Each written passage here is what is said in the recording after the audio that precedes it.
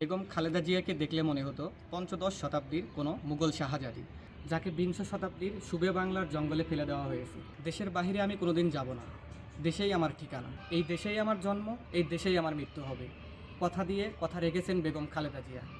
এতিমের টাকা চুরির মতো মিথ্যা অপবাদ বুকে বেঁধেও তিনি আইনের প্রতি বিশ্বাস রেখে কারাগারে কারাবরণ করেছিলেন। নববধূ থেকে রাজনীতির মাঠ, সেখানে এসে জীবনকে বাজি রেখে গণতন্ত্রের জন্য, মানুষের ভোটার অধিকারের জন্য এবং বাংলাদেশের ভবিষ্যৎ বিনির্মাণের জন্য কখনো তিনি অন্যায়ের সাথে আপোষ করেননি।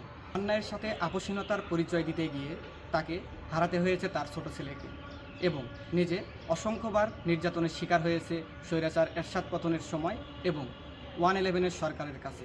সর্বশেষ 17 বছর স্বৈরাচার শেখ হাসিনার কাছেও নির্মম নির্যাতনের শিকার হতে হয়েছে বেগম খালেদা জিয়াকে। তবুও তিনি ছেড়ে যাননি এই দেশের মানুষকে, এই দেশকে। আপোষ করেনি অন্যায়, কথা দিয়েছিলেন, তিনি কথা রেখেছেন। এই দেশের মাটিতেই তার শেষ নিঃশ্বাস ত্যাগ। তিনি বিদায় নিলেন, লিগ্যাসি হিসেবে থেকে যাবে তার অমোঘ বাক্য, ওদের হাতে গোলামির জিঞ্জিরা, আমাদের হাতে স্বাধীনতার পতাকা।